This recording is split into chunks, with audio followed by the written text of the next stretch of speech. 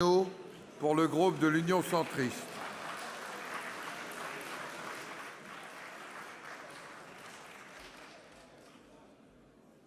Elisabeth. Vous avez la parole. Monsieur le Président, Madame, Monsieur le Président de la Commission, Monsieur le rapporteur général, mes chers collègues, année après année, le groupe Union centriste appelle de ses vœux le retour à l'équilibre des comptes de la sécurité sociale. Une question de crédibilité et une question de respect des générations futures. En recevant le projet de loi de finances de la sécurité sociale 2019, l'a priori était bon. Pour la première fois, en 18 ans, le budget était équilibré. Qui plus est, il est excédentaire de 700 millions d'euros. Le groupe Union centriste avait donc vocation à exprimer sa satisfaction, c'eût été sans la présence de plusieurs mesures irritantes, heureusement gommées par les travaux du Sénat, j'y reviendrai. Je commencerai par signaler ce qui va dans le bon sens à nos yeux. Nous saluons l'exonération de cotisations sociales sur les heures supplémentaires et complémentaires prévues à l'article 7 et espérons que cela se traduira par une amélioration du pouvoir d'achat. L'article 8 prévoit la transformation du CICE et du CITS en baisse de charges pérennes. Nous soutenons cette mesure. Concernant l'offre de soins, le plan Santé Ma Santé 2022, dont les premières mesures sont financées dans ce PLFSS, replace le patient au cœur du système. C'est l'essentiel. Je salue également l'avancée du reste à charge zéro de l'article 33 et l'amplification de la portée du dispositif d'expérimentation en santé à l'article 29. Concernant la branche famille, c'est un petit peu mon domaine, les mesures sont peu nombreuses et je le regrette. Elles ont été approuvées par le Sénat. Cependant, j'appelle l'attention du gouvernement sur la prime à la naissance, dont le versement avant la naissance relèverait du bon sens. Enfin, l'attribution des allocations familiales dès le premier enfant devrait faire l'objet d'un débat approfondi. Madame la ministre, plusieurs points nous font malheureusement déchanter. Concernant les agriculteurs, l'article 8 prévoyait la fin des allègements de cotisations spécifiques dont sont bénéficiaires actuellement les exploitants agricoles employant de la main-d'œuvre saisonnière. Le Sénat a préservé ces exonérations. Augmenter les coûts de main-d'œuvre aujourd'hui pour certaines filières agricoles reviendrait à les condamner demain. Mais surtout, présenter un budget à l'équilibre n'est pas d'une difficulté insurmontable dès lors que votre gouvernement instaure, dixit, une moindre revalorisation des prestations sociales pour les 2 prochaines années. Cet euphémisme gouvernemental se traduit par une hausse de 0,3% lorsque l'inflation est de 1,6%. En français, ça s'appelle une désindexation. Elle générera 3,2 milliards d'euros d'économies. Je vous le disais, équilibrer un budget n'est pas si difficile, sauf pour le pouvoir d'achat des Français. Après avoir déjà contribué à près d'1,5 milliard d'euros sous le quinquennat précédent, les familles y seront de leur poche l'année prochaine pour 260 millions d'euros.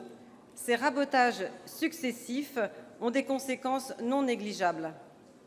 Quant aux retraités, après la CSG l'an passé, cette année encore, le gouvernement ne les a pas oubliés puisqu'ils seront les plus gros contributeurs à l'équilibre du budget. Mes chers collègues, donnons un peu de réalité à cette désindexation. Un retraité touche en moyenne une pension de 1 376 € brut. Avec la désindexation, il touchera 4 € de plus par mois au lieu de 22 €, soit une perte de plus de 200 € de pouvoir d'achat sur l'ensemble de l'année. Cette mesure concentre les critiques. Les Français ne peuvent pas comprendre pourquoi on s'en prend toujours aux mêmes. Parlons du contexte avec un peu de « en même temps » cher au cœur du gouvernement. Le prix du fioul a augmenté de 30% en un an. Certes, le gouvernement n'est pas responsable de l'augmentation du prix du pétrole. En revanche, il l'est lorsqu'il accélère l'augmentation des taxes applicables.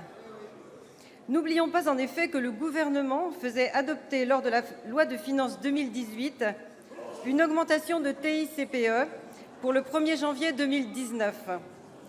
En somme, un nouveau coup de massue qui arrivera juste après Noël. Je rappelle que la TICPE devrait rapporter 17 milliards d'euros de recettes à l'État l'an prochain, contre 10 en 2017. Mes chers collègues, voici donc ce nouveau monde dans lequel on ponctionne sans hésitation dans le pouvoir d'achat des Français, notamment des retraités, tout en augmentant en même temps le coût de la vie. C'est pourquoi notre Assemblée ne peut pas vous suivre dans cette approche humainement non équilibrée. Ainsi, la majorité sénatoriale a adopté 3 amendements majeurs. Le premier rejette la sous-revalorisation des prestations sociales.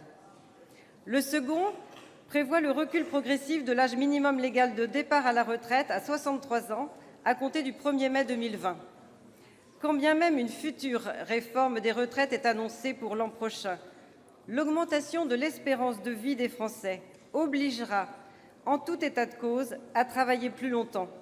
Nous n'avons donc adopté qu'une évidence, sauf à ce que le Gouvernement privilégie une baisse des pensions. Je lui laisse leur expliquer. Le troisième amendement prévoit un prélèvement exceptionnel sur les organismes complémentaires d'assurance maladie. La Cour des comptes avait mis en avant, dans son rapport sur l'application des lois de financement de la sécurité sociale de 2016, des frais de gestion des organismes complémentaires selon nous très élevés, probablement trop élevés. Ainsi, ce prélèvement d'1 milliard ne saurait être répercuté sur les affiliés. Du fait des recettes ainsi générées, ces amendements permettront de financer le maintien du pouvoir d'achat des retraités et des familles. Madame la ministre, avant de conclure, je souhaitais mettre en perspective la politique de votre gouvernement avec la grogne sociale incarnée par les Gilets jaunes. De plus en plus de nos concitoyens estiment être les seuls contributeurs à l'effort demandé par le Gouvernement. Votre hiérarchisation consistant à favoriser les créations d'emplois et à accélérer la transition énergétique n'est pas audible. Les retraités ont le sentiment d'être stigmatisés. Les familles s'interrogent. Les automobilistes sont excédés.